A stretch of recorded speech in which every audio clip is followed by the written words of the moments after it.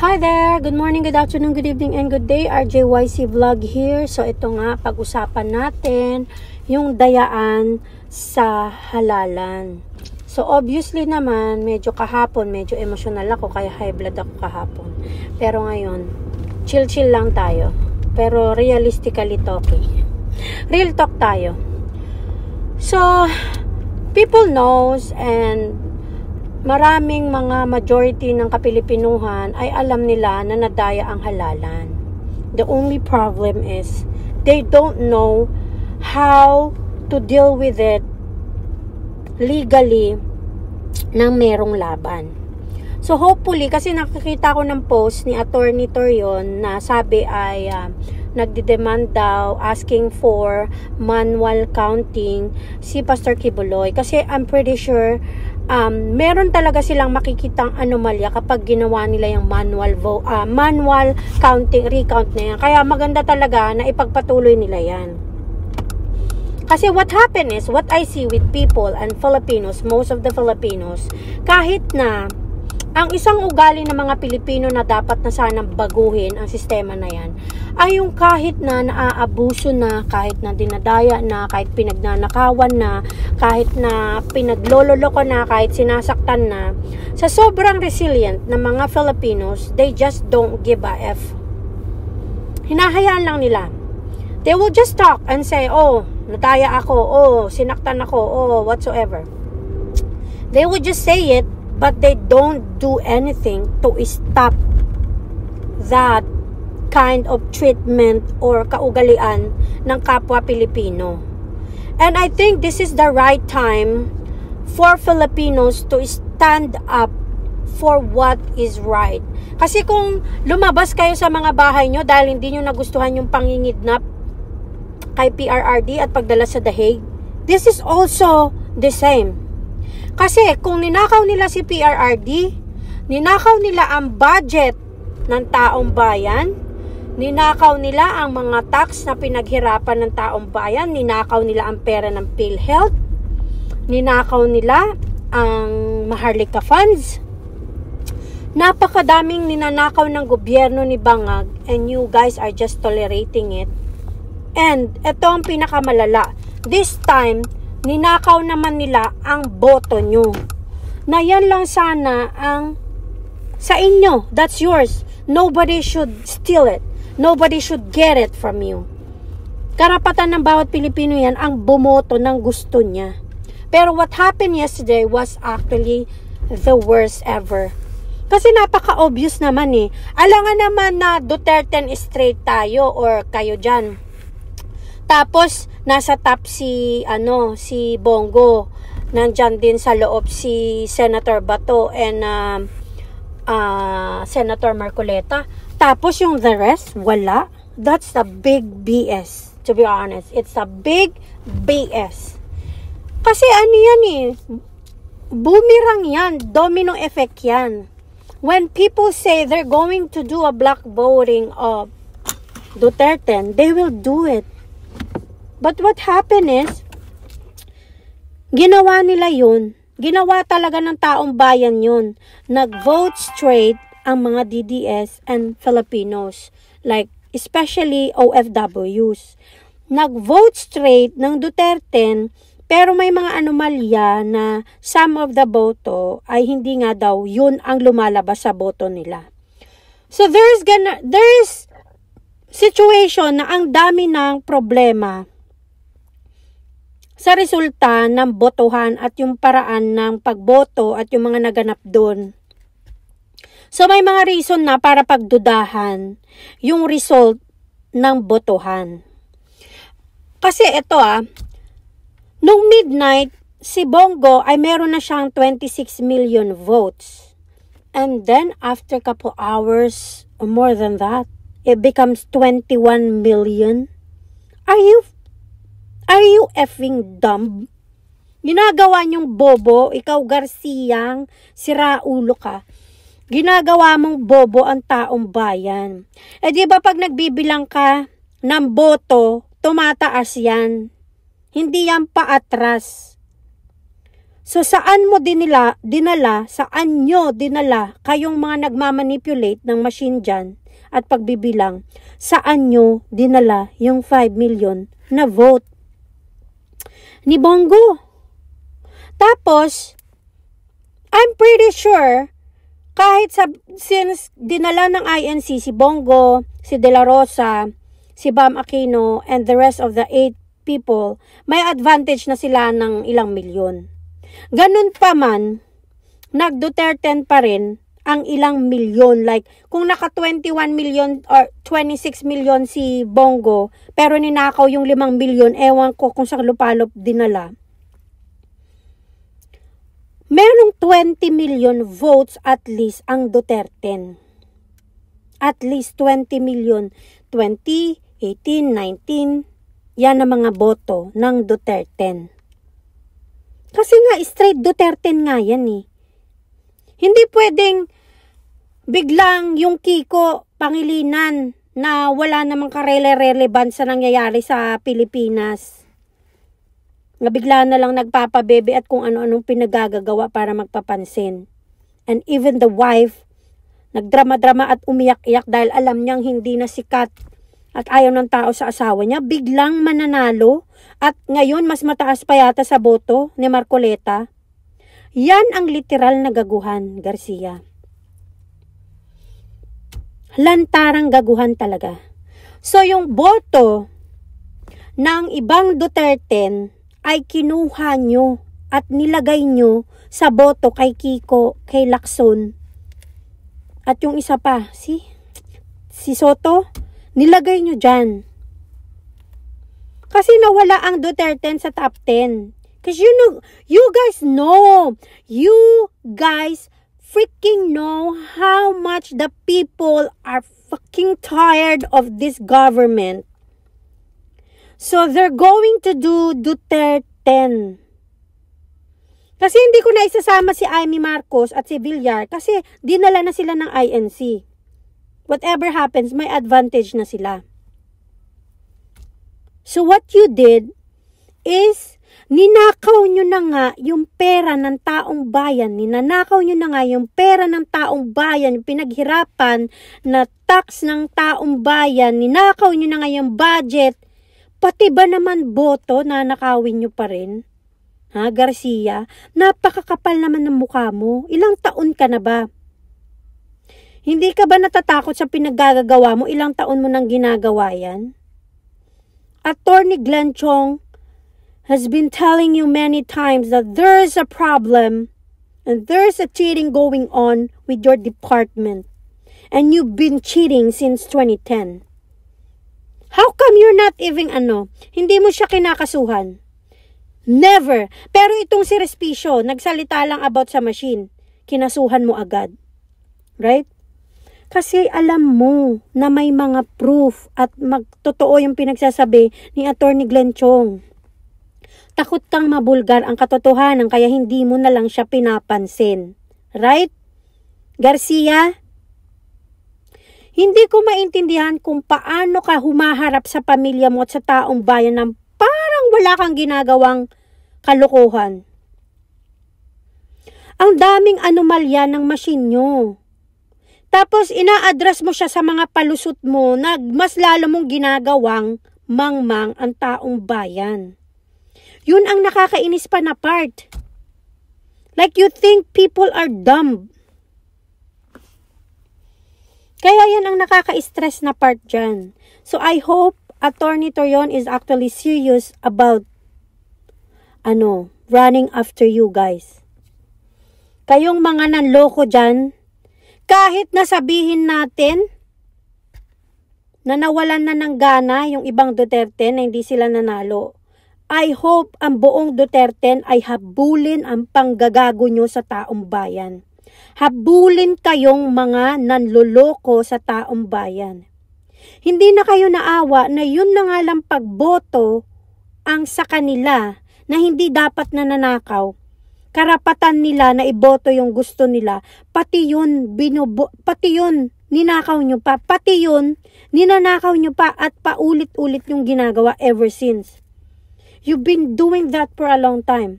And people will just say, oh, nadaya, nadaya. But they're not even doing anything to stop that fucking cheating. Alam niyo ba yun? Tapos may mga nagagalit-galit pa dyan sa mga pinagsasabi ko. Nagsasabi lang naman ako ng realidad. Nakakahiya kayong mga nandyan sa Comelec at kayong mga Pilipino na nababayaran para durugin ang kapwa nyo Pilipino. Alam nyo ba yon? Nakakasuka kayo. You're supposed to be the one helping Filipinos para umunlad ang bansang Pilipinas.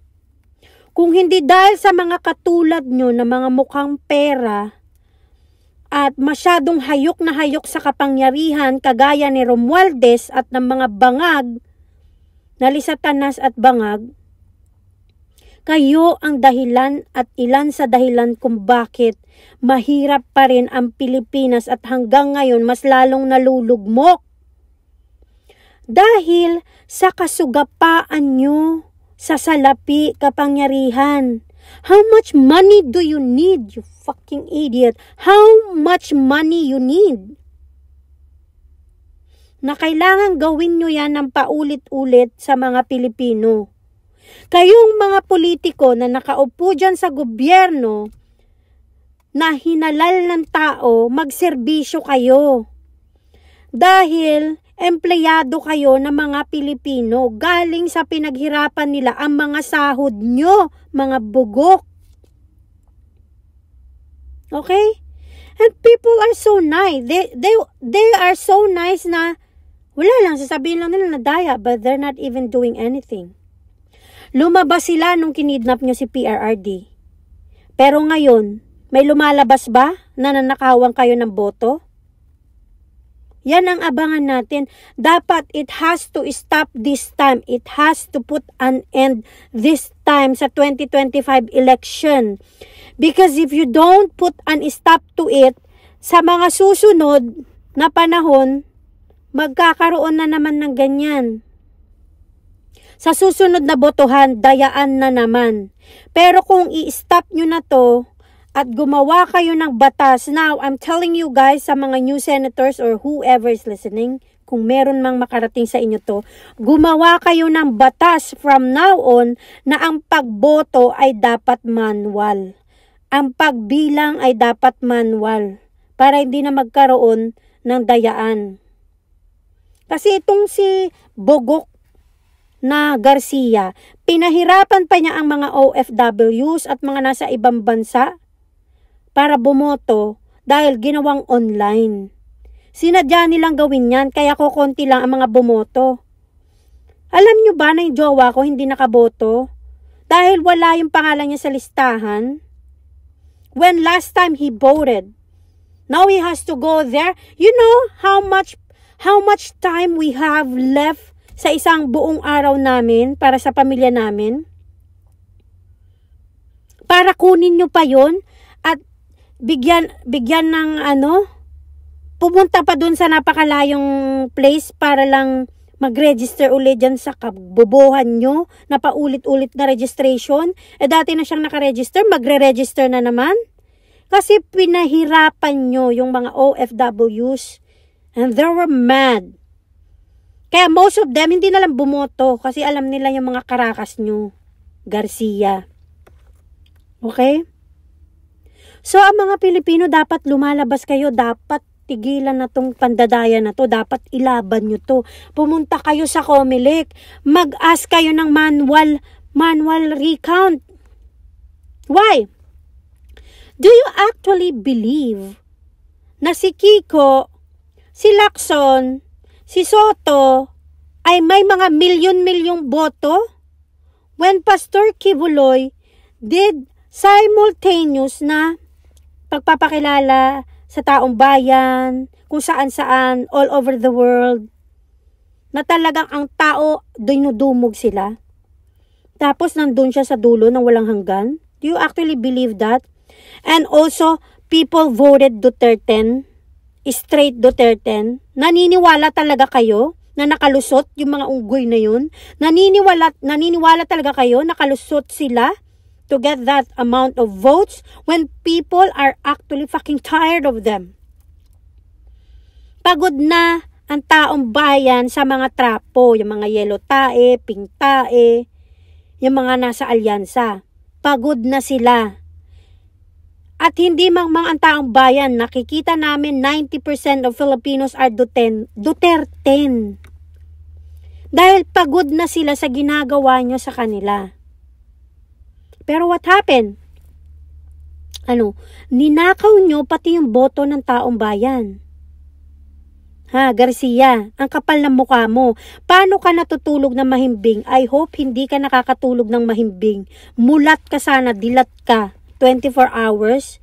Kahit yung gusto mo nang matulog, nakapikit ka na lang, pinapakita sa'yo ng konsensya mo kung meron ka, yung mga kalukuhang ginagawa mo sa mga kapwa mo Pilipino. That's what I wish. Yan ang wish ko sa'yo. Yung hindi ka makatulog sa ginagawa mong panluloko sa kapwa mo. Panluloko mo sa pamilya mo, sa mga anak mo, kamag-anak mo, asawa mo, at lahat ng kadugo mo. Dahil pati sila niloloko mo. Hindi ko alam kung how much money you have. But you don't have integrity and you don't have dignity. Na naging enabler ka na lang, inuutusan ka na lang, naging aso ka na lang ng administrasyong bangag para lokohin mo ang taong bayan. Dahil yan ang totoong nangyayari. Napaka-obvious ng pagnanakaw nyo ng boto ng taong bayan. Duterte straight ang binoto ng taong bayan. Biglang may nakalusot na unggoy. May nakalusot na mga trapo. Na balimbing, walang isang salita, walang isang, walang dignidad, walang integrity. Para lang makampihan yung mali. Alam nyo, ang mga Pilipino, masyadong mababait. Alam nyo ba yon? Masyadong mababait ang mga tao na hindi nila tinitignan kung sino ka. Ang tinitignan nila yung pagkatao mo. And people are tired of you guys. Manipulating, abusing, cheating, no integrity, no dignity. Pinapahirapan nyo ang kapwa nyo Pilipino. Yan ang ginagawa nyo and shame on you. Kaya ang daming umaalis dyan sa Pilipinas at nag-iibang bansa dahil dito lang sila sa ibang bansa nakakaranas ng totoong pagrespeto at pagbibigay ng dignity sa kanila na magtrabaho sila and they will get what they deserve sa trinabaho nila. Diyan sa Pilipinas, walang asenso dahil mga PI kayo, kinukuha nyo yung perang para sa taong bayan. Imbes na magkaroon kayo ng mga trabaho, magtaas ng mga sahod at kung ano-ano, mga PI kayo, nilalagay nyo sa bulsa nyo ang pinaghirapan ng taong bayan, ang kakapal ng mukha nyo. Yun lang yun. Kayong mga Pilipino na may kakayahang tumulong sa kapwa nyo, hindi nyo ginagawa. Nilagay kayo sa posisyon para maglingkod. Pero anong ginawa nyo? Anong ginagawa nyo? Kayo pa mismo ang naglulugmok sa kanila sa kahirapan. Habang kayo kumakain ng steak dyan sa mga mansyon nyo, na mga ninakaw nyo naman sa pera ng taong bayan, ang daming naghihirap na mga Pilipino dahil sa mga katulad nyong sakim sa salapi, sakim sa kapangyarihan. Alam nyo ba yon? Shame on you. Magugunaw na lang ang mundo, baka pati si Lucifer hindi kayo tanggapin sa impyerno. Sa sobrang sama ng pinaggagawa nyo sa kapwa nyo Pilipino. Daig nyo pa ang bagoong kahit magsuot kayo ng mamahaling damit, alahas, magagarang sasakyan, bulok pa rin ang mga pagkatao nyo. Dahil the fact na nilulugmok nyo ang mamamayang Pilipino nyo at ang bansang Pilipinas, mas malansa pa kayo sa bagoong. Alam nyo ba yon? Shame on you, nakakahiya kayong mga Pilipino kayo, na kayo ang mismong naglulugmok. Kaya ano kayo? Nasaan kayo? Nasaan? Nasaan ang Pilipinas sa rank ng umuunlad, matino, safe na place? Nasaan kayo nakarank? Shame on you, Garcia and the rest of mga amo mong bangag. Wala kayong mga backbone. Shame on you talaga. Sana balikan kayo ng Duterte sa mga kalokohan nyo at pagbayaran nyo ang lahat ng pinaggagawa nyong pambabalasupas sa mga Pilipino. Mga wala kayong puso.